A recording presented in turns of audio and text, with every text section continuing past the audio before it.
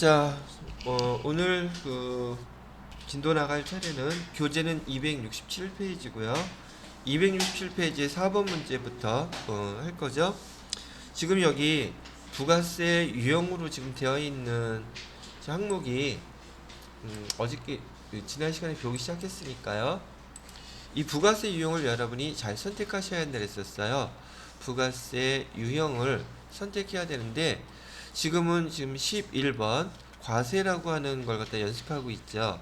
과세라고 하는 것은 증빙서류가 모일 때, 세금 계산서일 때 기본적으로 매출인지 매입인지 이거부터 구분을 해야 되겠죠. 근데 뭐 흔한 경우는 아니에요. 흔한 경우는 아닌데 매출인데 매입을 선택해서 매입에서 과세 선택하는 분 있더란 말이죠. 그래서 그거 주의하라고 해서 지금 11번 과세에 대한 세금계산서 설명해 드리고 있고요. 그 다음에 그 밑에 보시면 이따가 하게 될 영세. 영세는 수출하는 기업에다가 납품하는 회사라 그랬었죠. 얘도 마찬가지로 세금계산서이긴 한데 세금계산서의 이름이 영세율 세금계산서라고 나와 있어요. 세금계산서. 그래서 여러분이 부가세 이용 선택은 반드시 증빙서류가 뭔지를 보고서 그 다음에 선택을 하시는 걸 습관화하셔야 됩니다. 아시겠죠? 증빙서가 뭔지를 보고 그 다음에 13번 이따가 하시게 될 면세. 면세의 면세의 증빙서류는 세금자가 빠져있는 계산서예요. 아까 지난 시간에 얘기할 때 여기 세금이라고 써있는 계산서가 이 세금이 어떤 세금 얘기한다 그랬어요. 부가가치세를 의미한다 그랬었죠. 근데 면세사업자는 부가가치세 면제받았다 그랬죠. 그래서 그 부가가치세는 없고 여기 계산서에는 그 우리가 공급가액 세액 이런 나눠져 있는 거 봤었잖아요. 여기는 아예 세액난 자체가 없어요. 이해되셨나요? 근데 이 영세율 세금계산서 같은 경우에는 세율이 0%라는 뜻이지 세액 칸은 있어요. 세액 왜냐면 이 영세율도 마찬가지로 저기 세금계산서이다 보니까 세율이 0%를 적용받은 것 뿐이지 세율은 있다. 세액 계산하는 것은 그런 정도. 그 다음에 14번은 건별이라 그랬어요. 지금 회계 1급 과정에서의 건별은 지금 얘는 증빙서류 없으면 적격 증빙 없음. 적격 증빙이 없다면 지금 우리가 얘기했던 그 세금 계산서나 계산서, 신용카드 매출전표, 그다음에 현금 영수증 이게 없는데도 불구하고 내가 받은 그 부가가치세 납부하겠다는 뜻이라 그랬었죠. 그때 부가세 유형 선택하는 것이 14번이고요. 얘도 이따가 연습을 해보게 될 거예요. 자, 15번은 제가 쓴다고 했어요? 안 쓴다 그랬어요? 얘는 안 쓴다 그랬죠? 그 다음에 16번. 16번은 이제 수출기업에서 수출할 때 부가세 유형을 여러분들이 직접 선택하면 되고 얘를 나타내는 용어로는 직수출이라고 외국으로 수출했다고 이렇게 이제 문구가 나올 거예요. 그러면 여러분이 여기 매출 유형과 관련돼서는 지금 이 항목들을 갖다가 그대로 써주시면 되겠고요. 선택해 주시면. 자, 그 다음에 이번에는 이제 여기는 세금 계산서, 계산서에 대한 것만 나왔잖아요. 자, 이번에는 카드와 관련된 거, 신용카드. 신용카드로도 우리가 결제 받을 수 있겠죠. 여기서 17번은 과라고 나와 있죠. 과세품목인데 카드로 결제했다는 얘기예요. 그래서 얘는 신용카드 매출전표.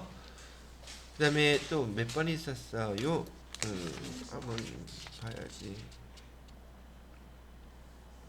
17번하고 근데 시험 문제에서는 여기 회계 전산회계 1급 정도 레벨에서는 지금 여기 카과 정도까지만 잘 나오긴 하는데 18번인데 카면이라는 게 있고요. 면세 품목을 카드로 결제했다는 거예요. 이건 주로 세무 2급 정도에서 많이 나오거든요. 그 다음에 19번 있죠. 19번 카형. 이런 것들은 잘 출제는 안 되더라고요.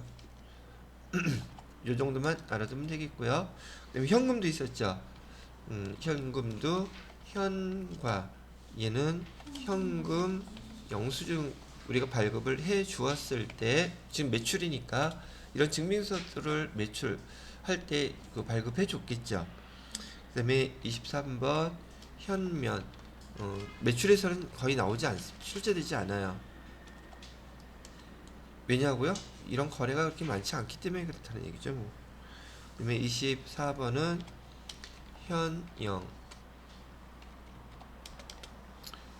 자, 이렇게 해서 우리가 매출에서 사용될 부가가치세 유형들을 지난 시간에 한번 배우시긴 했지만 지금 시간에 한 번 더 이렇게 복습을 해보고서는 시작하려고 얘기를 해드린 겁니다. 이거는 매출에서 관련된 여기 부가가치세 유형 코드 번호들이에요. 근데 이거 연습하시는 분들 치고 어느 시간 지나가면은 모르시는 분들은 없어요. 다 그냥 익숙해지니까 금방 아는데, 그래도 처음 배울 때 두 번째 시간이니까 한번 좀 복습을 해보시라고 설명을 해드린 것이랍니다. 자, 되셨다면 이제 실기로 267페이지에 7월 4일 거래부터 순서대로 또 한번 입력을 해보도록 하겠습니다. 지워도 되죠?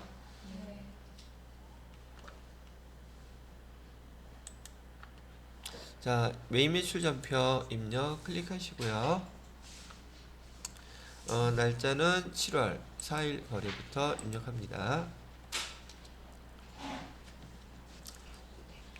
자, 저기 7월 4일 제품에다가 동그라미 치시고요. 왜 제가 상품이나 제품 나오면 동그라미 치라고 얘기하느냐면, 이 상품이나 제품을 판매하고 돈 외상을 했다 그러면 얘는 외상 매출금 써야겠구나 되는 거죠. 근데 상품 제품 없이 그냥 뭔가 물건을 팔고 그 다음에 돈 받을 게 있다 그러면 걔는 외상 매출금이 아니라 미수금 써야 되잖아요.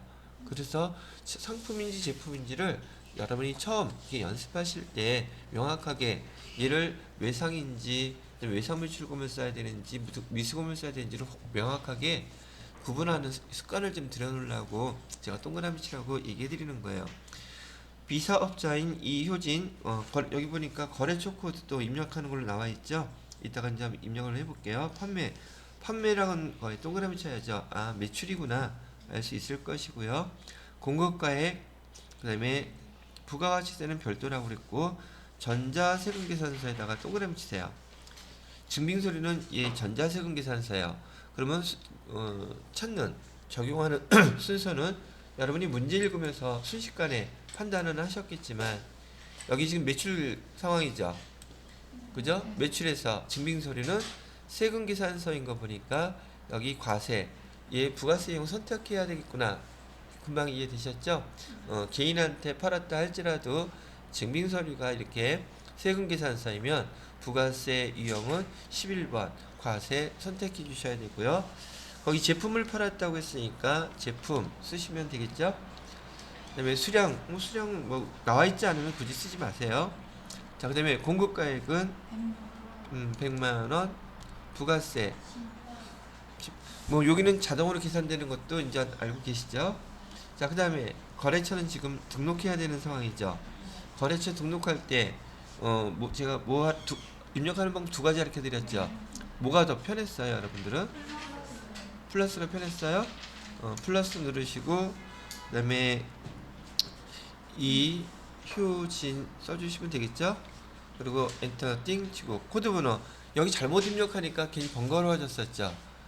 처음엔 모르고 그냥 엔터 치고 넘어가고서는 서정씨만 제일 고개를 끄덕거려.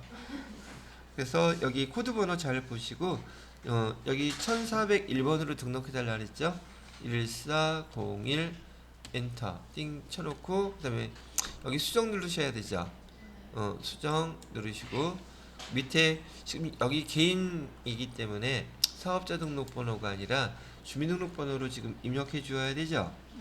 701015 1554313 자동으로 주민등록 기재분 여라고 되어 있고요. 그 다음에 대표자 이름은요, 여기 개인이라 할지라도 똑같이 이효진이라고 입력하세요. 이 대표자명이 빠져 있으면 세금계산서 전송해 줄 때 세금계산서 발급이 안 돼요. 그러니까 여기 대표자명이 항상 똑같은 이름으로 써주시면 되겠고요. 자, 그 다음에 업태 종목은 아직 다 없겠죠. 개인이니까. 그럼 주어진 자료는 그대로 입력이 끝났으니까 더 없죠. 그 다음에 뭐 입력해줘야지 돼요?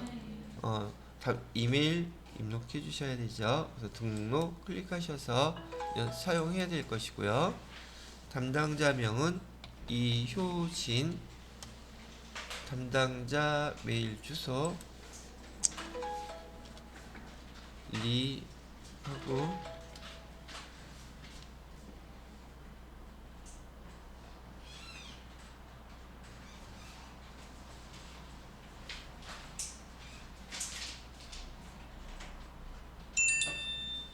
보다 바빠.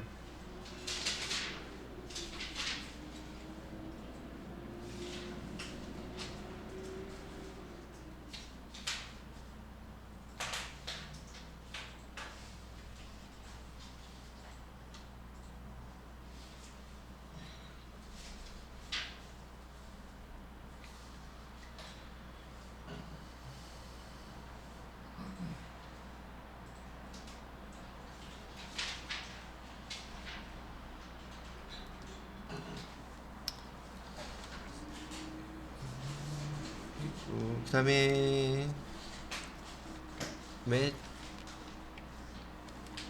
부점. 자, 입력 다 하셨죠? 네, 확인. 자, 근데 한번 요거 생각을 해보세요. 여러분이 아직 부가가치세는 배우지 않으셨지만 여러분이 개인 입장에서 세금계산서를 발급받아본 적 있으신가요? 개인 입장에서 세금계산서를 발급받아본 적 있으시냐고 물어본 거예요. 기본적으로 사업자 등록증은 말이에요. 사업자들한테만 발급되는 거예요. 개인이라 할지라도 사업자 등록증이 있어야지 그 사업자 등록번호로 해서 발급해주는 게 세금계산서이거든요. 그럼 여기 같은 경우에는 왜 세금계산서를 이 사람이 발급을 받았을까? 그 이유는요. 지금 이 사람이 보통 사업을 그냥 시작하시려고 한다 그러면은 세무서에서 사업자 등록증을 발급받아야 되거든요.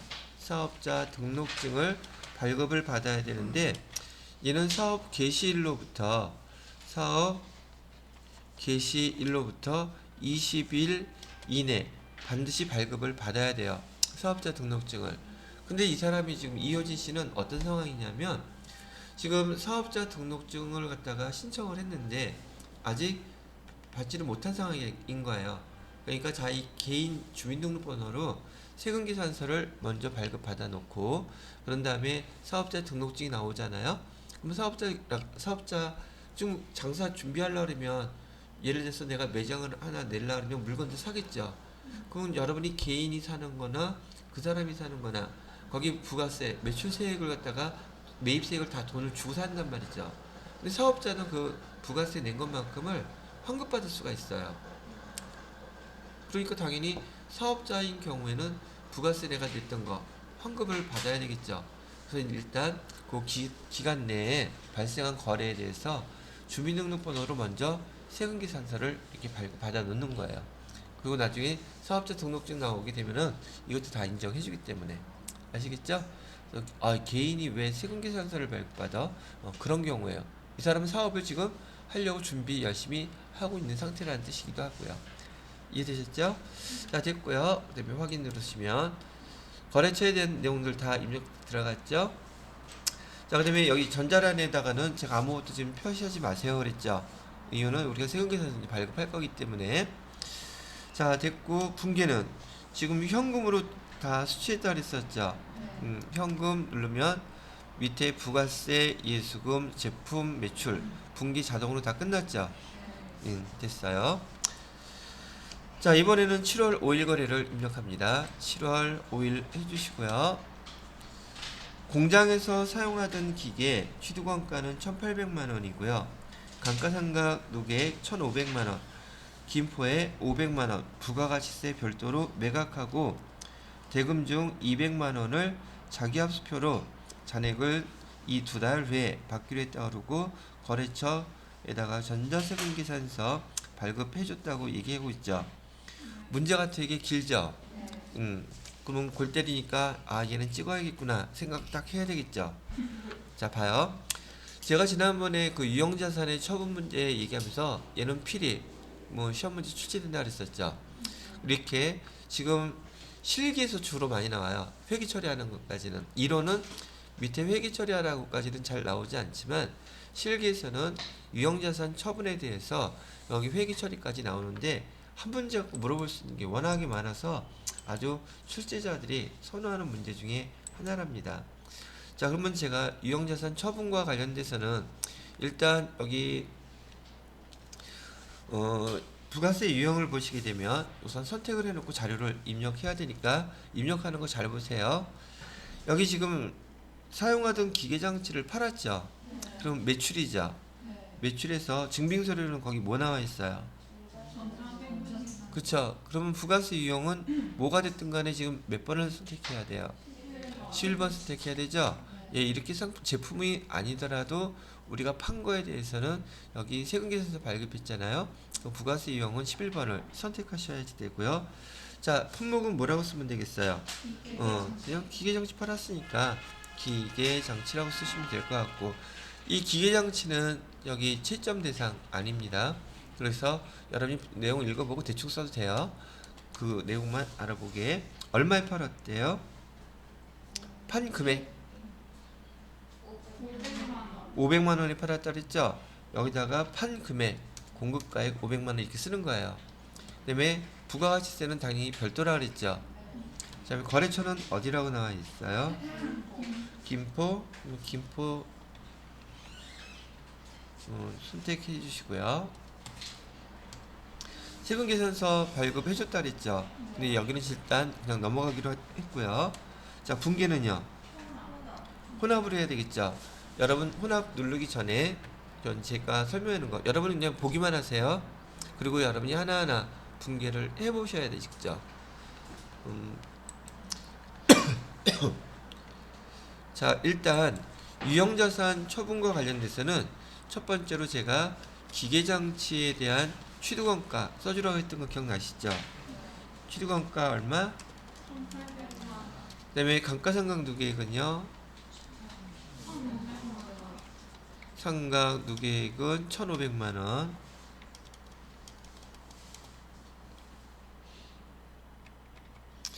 자, 그 다음에 장부가액은 얼마죠? 이 정도까지는 하실 수 있죠. 근데 얘를 지금 얼마에 팔고 있어요? 여기서 550만 원이라고 하면 안 돼요. 500만 원이에요. 부가가치세는 우리 돈이 다 아니다. 아니기 때문에 우리 것만 계산하시는 거예요. 그러면 여기 금액이 500만 원에 이렇게 처분을 하고 있으니 이건 이제 결과만 보시게 되면 얘가 유형자산 처분 이익인지 유형자산 처분 손실인지 금방 구분할 수 있을 것이라 했죠. 그럼 유형자산 처분 이익 손실 이익이겠어요? 손실이겠어요? 얼마가? 200만 원이 유형자산 처분 이익이 나오겠구나 이렇게 판단하실 수 있겠죠. 자, 그러면 그 다음에 분개해야 되죠. 자, 분개할 때는 어떻게 하라고 했냐고 말씀드리면은 기계장치를 지금 처분하는 거니까 얘는 무조건 대변으로 지금 써주라 그랬었죠. 반대로 감가상각누계액은 차변으로 무조건 없애주세요 했던 거 기억나요? 그래요. 그러면은 차변에다가는 뭐라고 쓰고 1번 2번은 자동이라 그랬어요. 왜냐면 처분하는 거니까. 감가상각누계 그래서 1,500만 원 이렇게 빼주고 대변에다가는 기계장치 얼마? 1,800만 원 이렇게 빼줬죠. 그 다음에 우리가 받을 돈이라 그랬었죠. 그게 3번이 돼야지 되는데 지금 우리가 판매하는 금액은 여기에 지금 500만 원이에요. 그죠? 그런데 이 500만 원에다가 우리는 지금 회계 2급에는 부가가치세라는 게 없었지만 지금 우리 이제 정상적으로 회계 1급부터는 판매되는 금액에 50만 원 부가가치세는 반드시 같이 받아둬야 되죠. 그럼 여기 50만 원도 받아야 될 돈이죠. 그래요, 안 그래요? 그죠? 그럼 우리가 받아야 될 돈은 이제 얼마가 되는 거예요? 그래서 얘를 다 아직 못 받았다고 가정하면 미수금에서 얼마를 해주셔야 돼요? 550만 원을 이렇게 써줘야겠죠. 그 다음에 기계장치 우리가 지금 팔았을 때 지금 여기 부가가치세가 자동으로 여러분 코드해 보시게 되면 부가세 예수금 자동으로 와 있죠. 그래서 부가세 예수금이 50만 원은 그냥 이렇게 자동으로 와 있단 말이죠. 얘는 손대면 안 돼요. 그냥 놔두세요. 근데 그 제품이라고 쓴 금액은 바꿔주셔야 되죠. 뭘로? 기계장치로 바꿔주셔야 된단 말이죠. 우리가 지금 제품을 파는 게 아니니까. 이해됐어요? 자, 이렇게 처음에 할 때 실수를 많이 하는 게 이 미수금에서 금액 차이는 걸 처음 해보시기 때문에 미수금에서 금액 차이 나는 거 자꾸 실수를 많이 해요. 근데 그게 뭐 때문에 차이 났던 거예요? 바로 이 부가세 예수금 때문에 차이가 났던 거예요. 이해되셨나요? 그럼 미수금에서 50만 원 들어가 있고 부가세 예수금에서 50만 원 지금 들어가 있고 서로 상계되면 우리가 배웠던 500만 원하고 똑같은 거잖아요. 그죠? 요 상태에서 차변과 대변의 금액을 비교해 보세요. 어디에 얼마가 차이가 나는지. 그렇게 해보니까 대변에 200만 원 차이 나죠. 그러면 대변에다가 뭐라고 써주셔야 돼요? 우리가 아까 여기서 계산해놨던 유형 자산 처분 손실 얼마? 200만 원 이렇게 써주시면 아까 우리가 계산해서 미리 한글을 제가 못 깨우쳤어야지. 이익 해가지고 200만 원 이렇게 써주시게 되면 차변 대변 금액이 다 일치하죠. 그래서 여기 금액이 여러분들이 검증하는 마지막 파트라고 했었죠. 그래서 이 금액이 유형자산 처분이익 계산했던 금액하고 일치하게 되면 여러분이 분계 제대로 정확하게 잘 하신 겁니다 라고 되어 있었죠. 됐어요? 자, 그러면은 얘를 갖다가 저도 똑같이 분계를 한번 천천히 해볼 테니까 제가 어떻게 입력하는지 한번 보세요. 혼합분계를 당연히 해야 되겠죠. 혼합분계를 하시게 되면은 지금 요 밑에는 지금 공급가액하고 여기 부가가치세 세액이 자동분계로 지금 여기 금액이 와 있단 말이에요. 이렇게 제품 매출. 근데 우리 제품 매출한 거 아니잖아요. 그죠? 근데 부가세 예수금 당연히 오겠죠. 근데 얘 부가세 예수금은 손댈 필요 없습니다 라고 얘기했잖아요. 그죠? 얘는 손대지 말고 대신에 대변의 제품 매출 대신에 우리가 뭘 팔았어요? 기계장치를 팔았으니까 기계장치를 계정을 바꿔주시고 금액은 500만 원이 아니죠. 1800만 원 이렇게 써주셔야 된다고요. 그 다음에 이제 차변에다가는 못 써주셔야 돼요. 감가상각누계액은 206번 다음 번호라 그랬죠. 207번 해갖고 1500만 원 써주셔야 되죠. 자, 그 다음에 또 차변에다가 우리가 지금 여기 교재에 보시게 되면 200만 원은 자기합수표로 받았다 그랬죠. 그럼 자기합수표로 받았을 때 계정 뭐라고 써야겠다? 현금. 여기 200만 원은 현금으로 받았고요. 그 다음에 차변에 나머지 금액 얼마가 또 남았어요? 350 있죠? 이게 지금 받았어요? 못 받았어요? 그럼 미수금 써야겠죠? 미수금에서 150 써주면 되겠죠? 뭐가 이렇게 하면 안 되죠? 후유증이 남았어. 350을 받아야 되죠? 자, 그러면 차액이 딱 200만 원 나죠? 요 위에 보시면 대차 차익 나 있잖아요. 얘가 뭐예요? 유형자산 처분 이익이 되죠? 그래서 유형자산 처분 이익해서 200만 원. 그러니까 유형자산에 대한 처분이 분계가 되게 좀 까다롭죠. 처음 하니까 저 옛날에 이것 때문에 죽는 줄 알았어. 그렇게 하기 싫더라고. 이 문제 나오면 자꾸 피하고 싶어. 근데 오늘 연습했던 거 오늘 안에 해결하세요. 관련된 문제 3개 정도만 풀어보면 자신이 생길 거예요. 피하고 싶은 거를 해결해야지 점수가 올라가요. 아시겠죠? 피하고 싶은 거 계속 피하면요 계속 그 문제 틀려요. 아시겠습니까? 자, 그래서 그렇게 어렵다고 하는 유형자산 처분 문제 한번 해 보셨고요. 자, 그 다음에 여기 그 김포 클릭을 해 보시게 되면 김포에 대한 그 저기 뭐죠? 공급처, 거래처 등록 다 나와 있죠. 근데 여기도 마찬가지로 뭐 지금 추가로 입력해 줘야 되겠어요? 이메일 등록 누르셔서 사용 누르시고요. 담당자명은 김포만 해주시고요. 이메일 주소 김하고 KR 이렇게 주시면 되겠죠? 안 되겠죠? RK예요. 원래 KR 그러면 저기 남한을 얘기하는 거고 RK 하면 북한을 얘기하는 건가? 거꾸로니까. 자, 이렇게 해주시면 되겠습니다.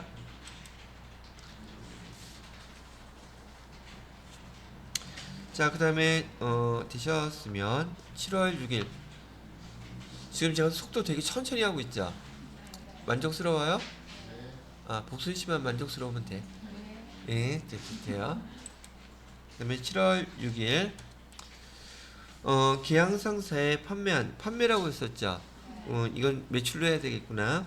모니터 중에서 한 대가 불량으로 반품받았대네요. 재화에 대해서 전자세금계산서, 얘는 증빙서류죠. 그러면 제가 얘기했던 매출에서 전자세금계산서 반품인데도 반품인데도 매출로 합니다.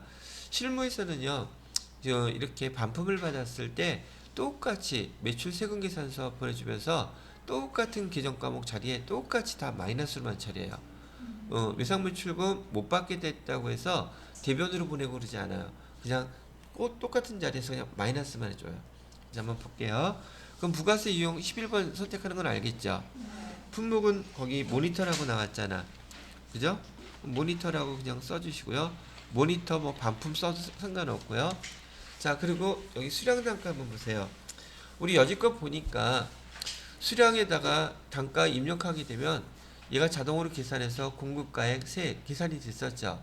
그럼 이렇게 만약에 반품이 되는 경우라면 수량이나 단가 둘 중에 하나에 마이너스를 붙이면 공급가액이나 부가세는 마이너스 나오겠죠. 그러면 상식적으로 수량에다가 마이너스를 붙이는 게 나을까요? 단가에다가 마이너스를 붙이는 게 나을까요? 수량이 반품이란 뜻이 맞으니까 수량에다가 이렇게 마이너스 1 해주시면 되겠죠. 단가는 그대로 얼마? 60만원 해주시고요. 그럼 공급가액하고 세액하고 마이너스로 다 표시가 되죠. 거래처는 계양상사 해주시고요. 그 다음에 전자세금계산서는 넘어가야겠죠. 이따가 우리가 발행해 줄 거니까. 자, 분기는요. 전액 외상매출금과 상계주기를 했다 그랬었죠. 그럼 외상으로 그냥 눌러주세요. 그리고 밑에 분기된 금액들 한번 쭉 계정하고 보시면 매출하고 똑같은 계정 거래가 돼 있죠. 그 다음에 금액만 다 마이너스 똑같은 자리에서 돼 있죠. 실무에서는 이렇게 반품 받았을 때 이렇게 처리하는 거구나. 반품 받았을 때도 세금계산서 발급해 줘야지 앞전에 그 세금계산서 발급된 거에서 마이너스 되겠죠. 이해되셨어요? 이렇게까지 해주면 되겠구나라고 이해를 하셨으면 지금 우리가 총 6문제에 대해서 여기 세금계산서 발급 문제였었죠. 세금계산서 발급 문제만 11번 부가세 이용 연습 6가지 해봤어요. 얘가 제일 많아요. 왜요? 실제로 상품 매출과 제품 매출에 관련된 게 실무업무에서 제일 많겠죠. 그래서 종류별로 한번 쭉 다 연습을 해보신 거랍니다. 자, 여기까지 설명을 해드리고 10분 쉬었다가 그 다음에 부가세 이용 12번 설명을 해드리도록 하겠습니다. 됐습니다. 자, 이번엔 두 번째 부가세 유형으로 영세를 설명해 드려야 되는데 이것도 그냥 기계적으로 입력하는 분들도 그냥 이해도 못하면서 그냥 이렇게 하면 된다라고 생각하시는 분들 때문에 제가 이걸 한번 이해를 시켜놓고 가는 게 좋을 것 같아요. 제가 지난번에도 설명할 때 영세는 수출 기업하고 그다음에 수출하는 업체에다가 납품하는 기업 두 개를 비교해서 설명을 해드렸거든요. 근데 조금 전에 여러분이 배우셨던 매출에서 세금 계산서라고 하는 것은 보통 공급자, 즉 물건을 파는 사람이죠. 그다음에 공급받는 자, 물건을 사는 사람이에요. 그래서 그 세금 계산서는 두 장이 한 세트라는 건 기본적으로 알고 계실 거라고 생각하고, 또 처음 배우시는 분도 두 장이 한 세트예요. 그래서 파는 사람이 한 장 갖고 있고 사는 사람이 한 장 갖고 있다는 뜻이죠. 지금 계속 문제에서 봤더니 여기는 일단 또 써놔야지. 여기는 외국으로 수출하는 기업이고요. 여기는 지금 국내에서 여기 납품하는 기업이에요. 그러면 납품하는 기업에서 수출하는 기업으로 제품을 갖다가 이렇게 팔 수 있겠죠. 그러면 공급을 하게 되면 판매를 했다고 치고요. 그러면 판매하면 아까 보니까 우리 계속 뭘 발행해 줬어요? 세금 계산서라는 걸 발행을 해줬죠. 그러면 여기 납품하는 업체 입장에서는 얘 지금 수출하는 업체니까 영세율 세금 계산서라는 것을 발행을 해줬을 거예요. 이렇게 영세율. 영세율이 무슨 뜻이라 그랬어요? 세율이 0%란 얘기죠. 그래서 예를 들어 가지고 여기 지금 10만원짜리 제품을 납품을 했어요. 그럼 부가가치세는 얼마가 되겠어요? 매출세액은 만원이 이렇게 돼야지 되죠. 근데 이 매출세액이 세율이라는 것은 이 공급가액에다가 10%를 곱하는 걸 우리 부가가치세라고 했단 말이죠. 그죠? 10%인데 지금 우리 부가가치세법에는 10%만 있는 게 아니라 몇 %짜리도 있다고요? 0%짜리도 있어요. 근데 이 수출하는 기업에는 10%를 적용하지 않고 몇 %를 적용한다? 0%를 적용하니까 당연히 금액은 10만원 곱하기 0% 하면 금액 0 나오죠. 그래서 이 세금이 매출세액이 얼마가 된다는 뜻이에요? 0%가 되는 거죠? 0%니까 금액이 0원으로 나온단 말이죠. 그런데도 여기 세금 계산서에 세액란이 있어요. 금액이 0원이긴 하지만. 근데 지난 시간도 얘기했지만 면세는 아예 세액란이 없어요. 구분됐어요? 그럼 이거는 지금 납품하는 업체 입장에서 매출이고 영세율 세금 계산서를 발행했다고 얘기하는 것이지만, 여기 수출기업 입장에서는 얘는 매입이 되겠죠. 매입할 때 어떤 세금계산서를 받았겠어요? 영세율 세금계산서를 받았겠죠. 그죠? 왜냐면 두 장이 한 세트라고 했으니까 서로 마찬가지인 입장인데 이쪽은 매입하는 입장이고 이쪽은 매출하는 입장이고. 구분되셨어요? 그래서 이렇게 둘 다 지금 수출 기업도 납품하는 기업도 국내 회사예요. 그래서 여기 납품하는 기업이 수출하는 기업에다가 이렇게 물건을 팔았을 때 그때 부가세 유형은 어떤 거를 선택한다? 12번 영세를 하고서는 입력하라는 뜻이에요. 얘를 갖다가 그냥 11번으로 입력하게 되면 아까 봤던 것처럼 부가가치세 세액이 금액이 자동으로 나타나겠죠. 근데 12번을 선택하면 세액이 안 나타나요. 그러니까 부가세 유형 선택하는 게 되게 중요하다고 얘기해 드린 거죠. 됐나요? 자, 그럼 이거 하나는 설명이 됐고, 그러면 이 수출하는 업체에서는 이렇게 사다가 자기네가 쓰는 게 아니라 그걸 활용해서 뭔가 완성을 시키든지 그 물건 자체를 외국으로 수출하게 되죠. 그래서 여기 수출을 하게 되면 보통 직수출을 했다고 얘기를 한단 말이에요. 근데 직수출하는 거래처가 대부분은 미국이에요. 미국 회사가 나올 텐데, 이렇게 직수출을 했는데 10만 원짜리를 갖다가 뭐 20만 원에 했다 그러면 여기 세액난이 있을까 없을까?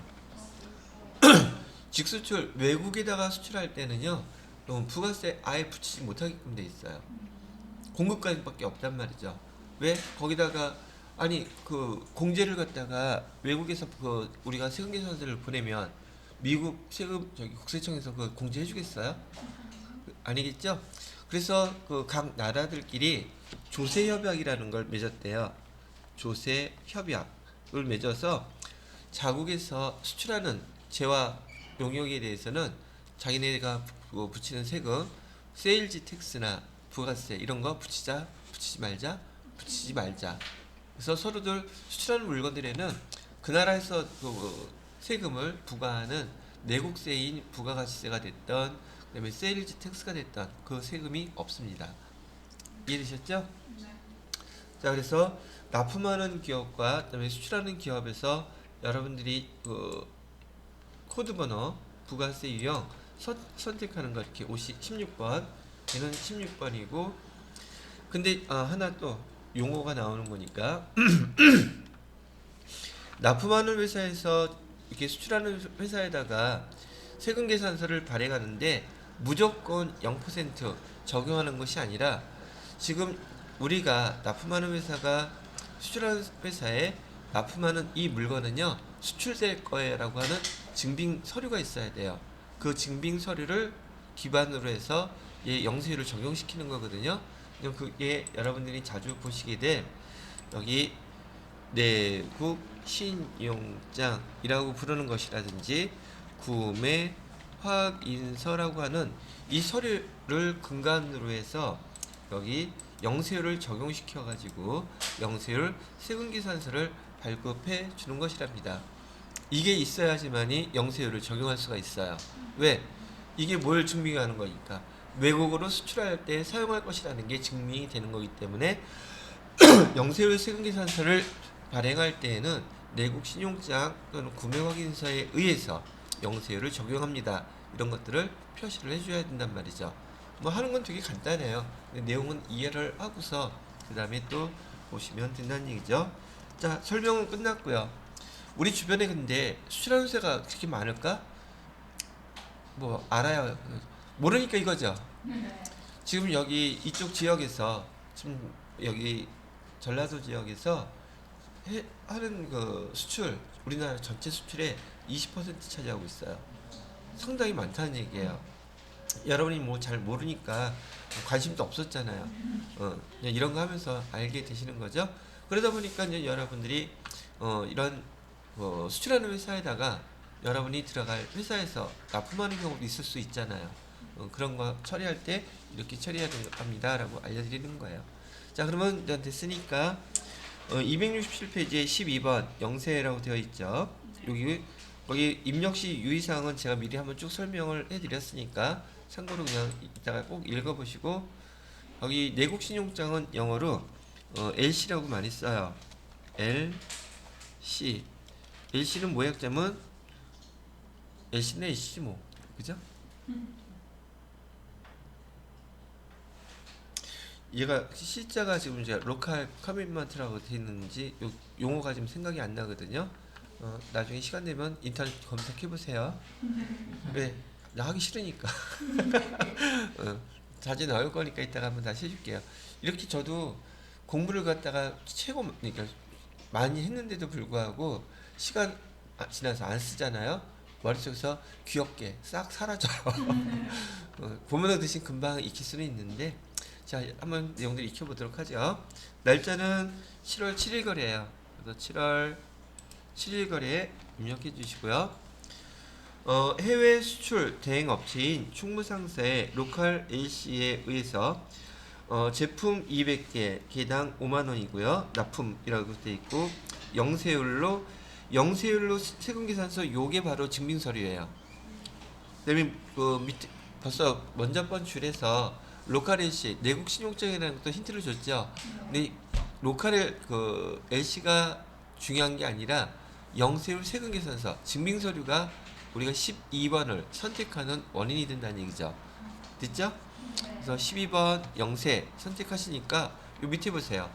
영세율 구분이라는 거 색깔이 싹 커서가 바뀌어 있죠.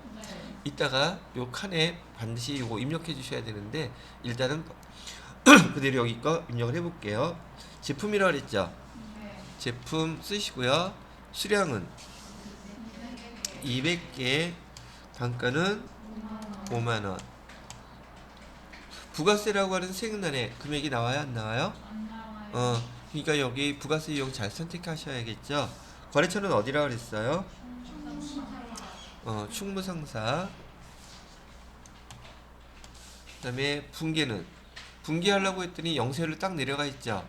거기서 F1을 한번 눌러보세요.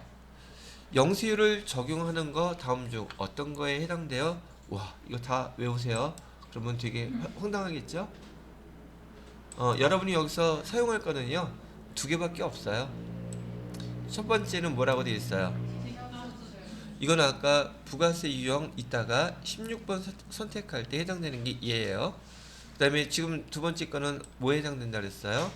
세 번째 보면은 내국신용장 구매 확인서라고 되어 있죠.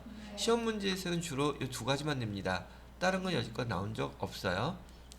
넌 나온다 손 치더라도 읽어보고 거기서 해당되는 거 찍으면 되는데, 지금 주변에서 제일 많이 벌어지는 항목은 이 두 가지예요. 그쵸? 이거는 어디 부가세 유형이 얘는 16번을 선택했을 경우, 얘는 12번을 선택했을 경우 얘를 갖다가 써주시면 된다는 얘기죠. 문제에서 지금 내국신용장이란 말 나왔죠. 그럼 여러분 몇 번 선택하라고요? 3번 선택하고 확인 누르시면 돼요. 그 다음에 혹 여기 내국신용장에 관련된 서류번호 같은 게 주어지면 여기다 그대로 입력하시면 돼요. 이것도 얼마 전에 바뀌었어요. 여기 원래 넣는 칸이 없었는데, 만약에 시험 문제에서 나오게 된다면 여기다 서류번호 입력하시면 되고, 주어진 문제에서는 서류번호가 있어요, 없어요? 그냥 엔터 치고 넘어가시면 돼요. 자, 그 금액에 대해서 지금 대금 중에서 절반은 동사 발행, 동사는 거래처라고 그랬죠? 거래처에 당좌수표를 받았으니까 현금이겠네요. 그죠? 그래서 얘는 두 개 이상 나오니까 전액이 다 현금도 아니고, 전액이 다 외상도 아니고, 전액이 다 카드도 아니니까 혼합으로 눌러놓으시고, 1,000만 원에 대해서 반은 뭘로 받았다고요?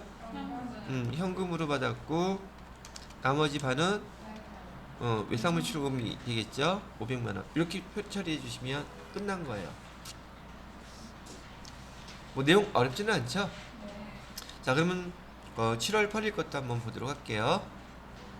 7월 8일 거래를 보시게 되면 수출업체인 원효 상회의 로컬 LC에 따라 30만 불, 그 다음에 기준환율은 1,000원이래요. 제품을 납품하고 똑같이 영세율 세금계산서 발행했다고 하고요. 대금은 약속원 받았다 그랬죠. 그럼 약속원 받았다면 우리 회계 계정은 뭐라고 써야 될까요? 오케이, 받으러 쓰면 되죠. 얘도 증빙서류는 뭐야? 매출에서 영세율 세금계산서니까 부가세 유형은 12번 선택하면 되겠구나. 그 다음에 제품이라고 그랬으니까 그냥 제품 쓰면 되시겠고요. 수량이나 금액 안 나와 있죠?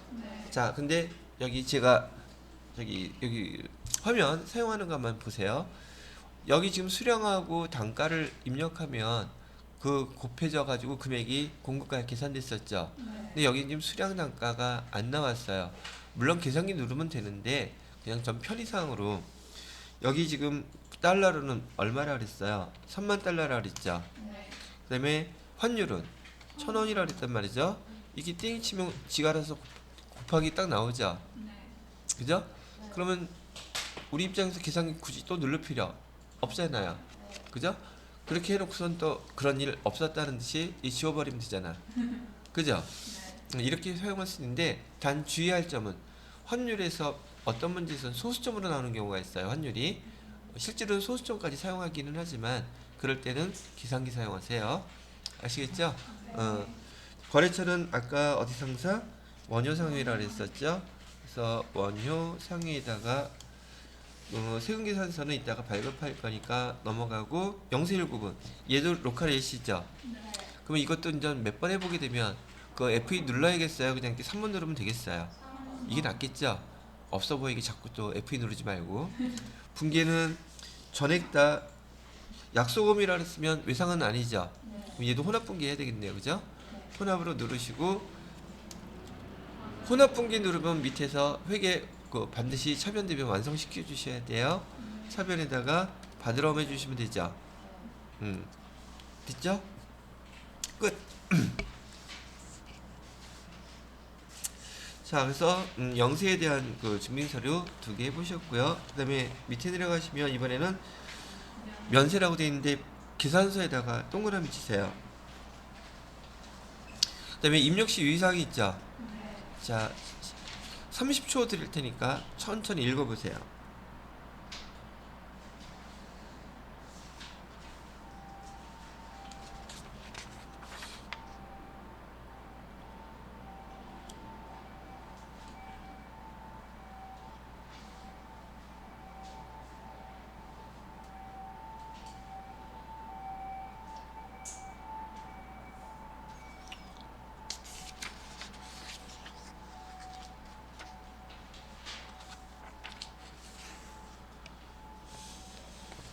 자, 읽어보셨으면 지난 시간에 제가 면세에 대한 거 잠깐 설명해 드렸죠.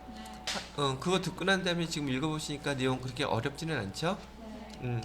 자, 그래도 여러분들은 지금 회계 1급 수준에서는 보통 증빙서류인 계산서를 발급했다 받았다는 얘기 꼭 해주거든요. 증빙서류로 여기 부가세 유형 선택하시는 거예요. 근데 이제 세무 2급 정도 가면은 그때는 계산서라는 얘기가 안 나오고 품목으로 구분을 하셔야 돼요. 면세 품목인지 아닌지. 근데 설명 들어놓고 여러분 주말에도 또 마트나 이런 데 갈 기회가 있으시다면 여러분이 사는 물건이 면세 품목인지 아닌지 뭐 재미삼아 맞춰보기 괜찮잖아요. 다 맞추겠지 뭐, 그죠? 자요. 날짜는 7월 9일 거 선택해 주시면 되겠고요. 경북상세 여기 상품이라고 나오죠? 상품에다가 동그라미 주세요. 이게 되게 중요해요. 제품인지 상품인지. 이따가 그 이유를 한번 또 설명해 드리기로 하고, 여기 지금 서적이라고 되어 있죠? 50만원 판매, 그럼 매출이네요. 그럼 여러분 부가세 유형은 매출에서 선택을 해야 되겠구나 판단하실 수 있겠죠? 전자계산서 동그라미 치시고요. 얘가 증빙서류예요. 근데 사람이 있잖아요. 미치려면 별게 다 미친다고 분명히 전자계산서라고 되어 있는데 이게 전자세금계산서로 보여. 그럼 틀리겠죠? 발급했던 아니 여러분이 당황하게 되거나 시간 막 쫓기잖아요. 그러더라고 실제로. 대금 중 20만 원은 현금으로 회수하고요. 그럼 현금 계정 사용해야 되겠구나 계정 읽으면서 판단하실 수 있겠죠. 그런데다 동그라미 쳐놓으시라고요. 그다음에 잔액은 보통예금. 그럼 보통예금 계정도 사용해야 되겠구나 라는 것도 알 수 있고, 또 한 가지 밑에 거래처도 또 신규 등록해보라고 나오죠. 전 이 교재가 이래서 마음에 들어. 저기 하여튼 그 사용 교재가요 로그인께는 조금 너무너무 디테일하고 진짜 심하게 공부하는 사람들이 스트레스 엄청 받을 만큼 문제를 많이 내놨단 말이죠. 그래서 저는 이 교재를 좀 보편적으로 선호하는 편이에요. 이게 교재가 정리가 잘 돼 있다고 얘기하는 거기도 하고, 그래서 이게 비싼가 봐. 로그인 거보다 비싸더라고요. 근데 학원 계신 분들한테 미안하지. 내가 괜히 비싼 거 쓰는 거 같아가지고. 자, 됐고요. 자, 부가세 유형은 지금 매출에서 전자계산서라 그랬잖아요. 그러면 유형은 면세 쓰라 그랬었죠. 면세 해주시고, 품목은 뭐라고 써야 돼요? 상품 써도 되고 여기 회계 솔루션도 상관없어요. 상품 써놓으시고, 그 다음에 공급가액은 50만원. 당연히 부가세 여기 없겠죠. 얘는 부가세라는 그 계산서에는 항목조차가 없어요. 근데 여기는 회계 프로그램이니까 그냥 건너뛰고 나타난 것이고요. 거래처는 경북 상사 없잖아. 등록을 안 했으니 당연히 없지. 자, 신규 등록하라 그랬죠? 여러분이 여기 플러스 키 누르는 게 편하다고 하시니까 거기 경북 상사 입력하시고 엔터. 코드 번호는 1301이죠? 1301 엔터하고 수정 눌러주신 다음에 사업자 등록번호 주어져 있죠? 117816761. 대표자 명은 김경북. 업태 종목도 안 나와 있죠? 그냥 넘어가시고, 주소도 안 나와 있으니까 넘어가고, 이메일 주소 등록해 줘야겠죠? 뭐 얘는 지금 벌써 연습만 하면서 몇 번 반복되니까 이런 문제 갖고 포기해야 되겠다 그런 생각 안 들죠? 하지원 씨 나왔네. 근데 하지원 씨도 여러분 세대 아니죠? 손 하하 맥북 KR 됐고요. 확인 누르신 다음에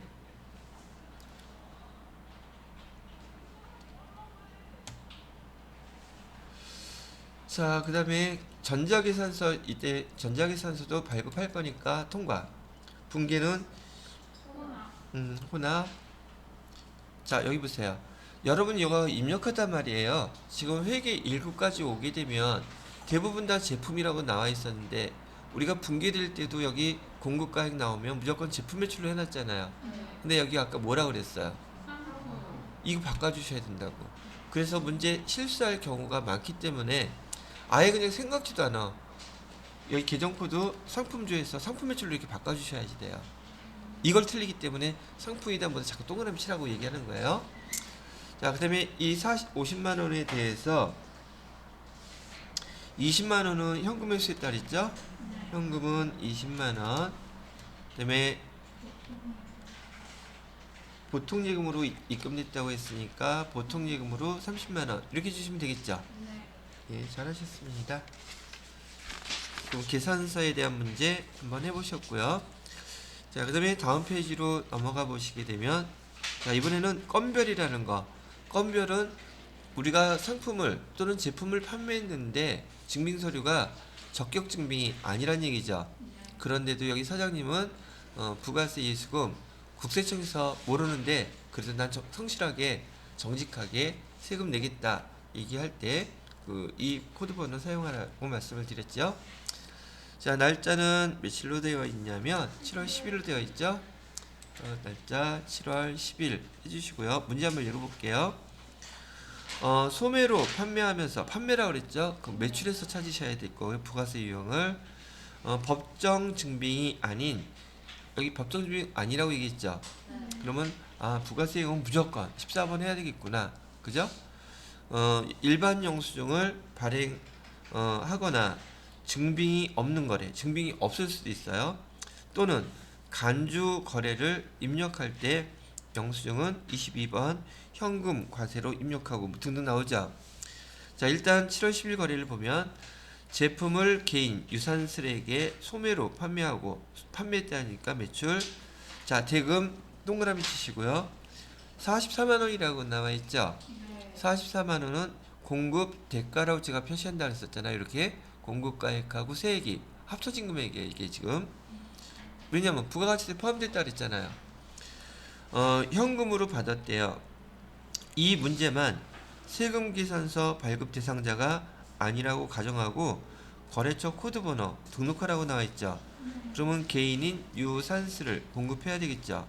이제 등록해야 되겠죠. 자, 품목은 뭘로 해야 되겠어요? 여기 지금 증빙서류가 아무것도 없어요. 거기 문제에서 현금으로 받았다 그랬는데 현금 받았으니까 현금 영수증 발급해줬겠거니 그런 케이스 추측하면 안 돼요. 문제에서는 반드시 현금 증빙서류 있어야지 돼요. 여기는 지금 증빙서류 있어요? 없어요? 현금만 받았기 때문에 얘는 지금 적격 증빙이 없다는 뜻이에요. 이해되시겠죠? 그럼 여기 품목은 제품이라고 그랬으니까 제품 써주시면 되겠고요. 그 다음에 여기 보세요. 제가 카드라든지 현금 영수증이라든지 건별일 때에는 공급가액 안에다가 공급대가 그냥 입력하라 그랬죠. 44만원 이렇게 입력하고 엔터를 띵 치면 40만원하고 4만원 이렇게 나누어져요. 근데 난 4만원 입력했는데요. 그럼 다시 입력하시면 돼요. 자, 거래처 새로 등록하라 그랬으니까 플러스 키 누르시고 이름은 유산슬 쓰시면 되겠고요.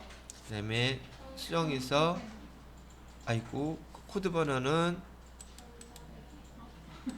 난 또 내가 사고 쳤네.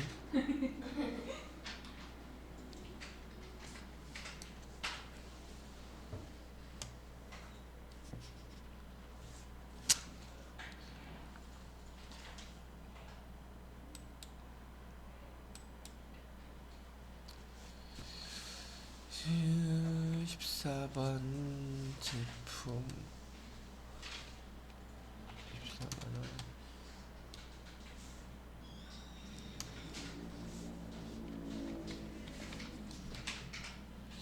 히히, 등록이 돼버렸네. 여러분은 거래처 먼저 등록하세요.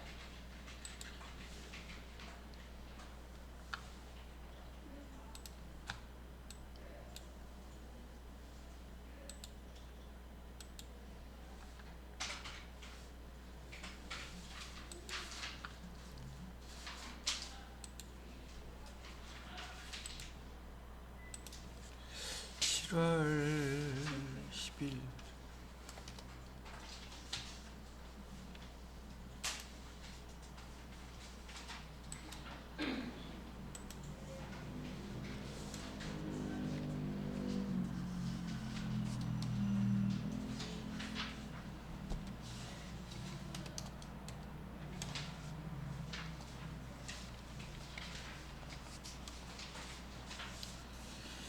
유산슬이.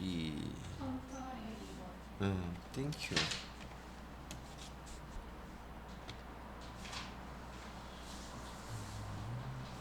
다른 건 아무것도 없죠. 세금 계산서도 필요 없고 등등. 그러면 입력이 다 됐으니까 분계는 현금 받았다 그랬죠? 그럼 제품 매출에서 현금 받은 거 등록은 다 끝났죠? 뭐 어렵지도 않은 거긴 하지만, 자, 그러면 건별이 어떤 경우에 사용되는지 이해되셨어요?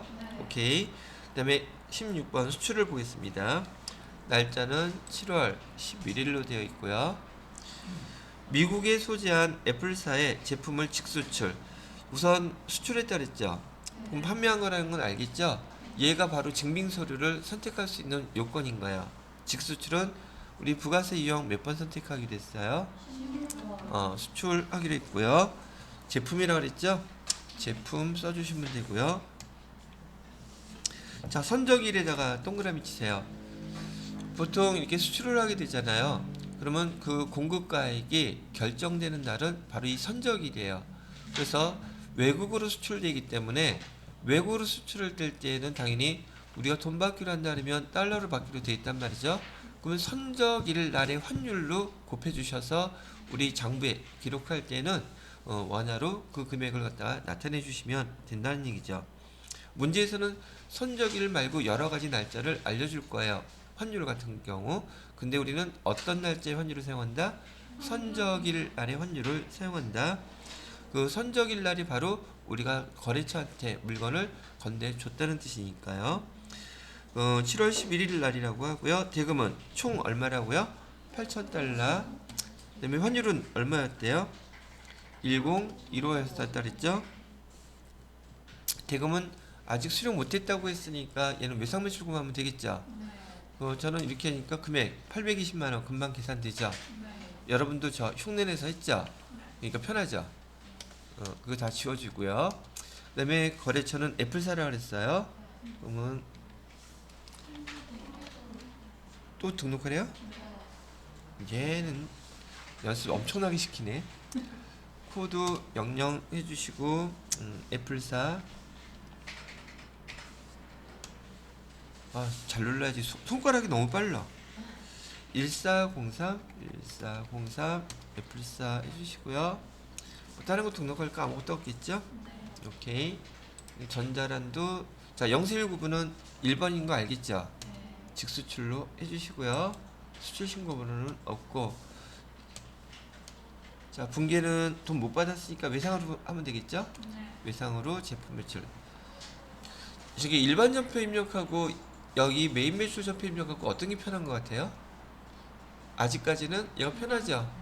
그러면 앞으로도 편해요. 그래서 사람마다 성향이 다르긴 한데 메인 매출 전표 입력이 보편적으로 편하다는 분들이 많았어요.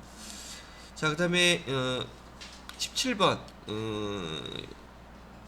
카드 과세라고 하는 거. 날짜는 7월 12일 거래로 한번 연습을 해볼게요. 7월 12일로 해주시고요. 개인 소비자 조세호 이 바뀌었어. 코드번호 또 입력하래요. 그 다음에 주민등록번호도 나오고 있죠. 제품 330만원 얘도 마찬가지로 공급대가겠죠. 판매 매출이네요. 판매를 했는데 매출에서 부가세 유형은 신용카드 매출 전표. 바로 얘가 뭐겠어요? 얘가 증빙서류죠. 신용카드 매출 전표니까 아 카드자 들어간 거에서 찾아야겠구나. 그죠? 그럼 카 0이에요? 카 면이에요? 다 해당 사항 없죠? 그래서 카가 17번 선택하면 되겠구나. 품목은 거기 똑같이 제품이라고 얘기했어요. 그럼 제품 써주시고, 그 다음에 공급가액은 공급대가 그냥 입력하라고 그랬었죠? 330만원. 그럼 공급가액하고 세액 나눠주고 거래처 또 등록해줘야 되죠? 네. 조세호 씨 입력하고 코드 번호는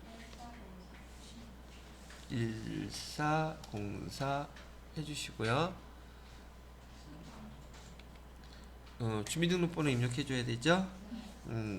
720307 2030116 다른 거 없죠? 오케이, 됐어요. 자, 그 다음에 분계는 신용카드사 카드로 이렇게 하면 신용카드사 어디 건지 알려달래요. 신한카드사라고 나와있죠? 신한카드사 F2 누르면 나오죠?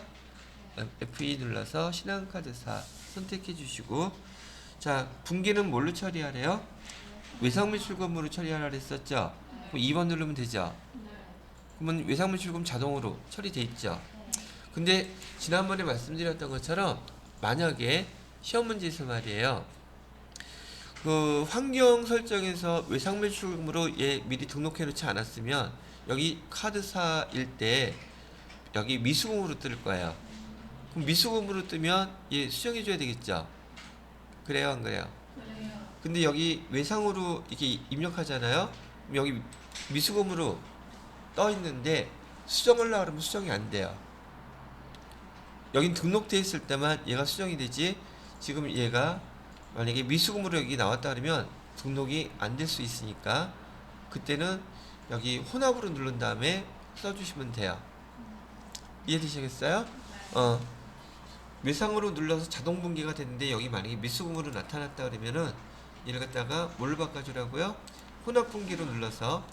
그러면 지난번에도 이런 것도 물어보시던데, 여기 분기할 때 1번은 현금, 2번은 외상, 3번은 혼합, 4번은 카드 이렇게 해놨었죠? 네. 그건 편의 기능이에요. 그것도 누르니까 편하죠? 근데 여기 만약에 외상으로 눌러야 되는데 혼합으로 눌러서 외상 처리하면은 그건 틀리는 건가요? 아니요, 괜찮아요. 맞아요. 우리는 뭐만 정확히 하면 된다? 회계 처리만, 분계만 정확히 되면 다 맞게 해줍니다. 아시겠죠? 얘가 채점 대상은 아니에요. 되셨으면 됐고요.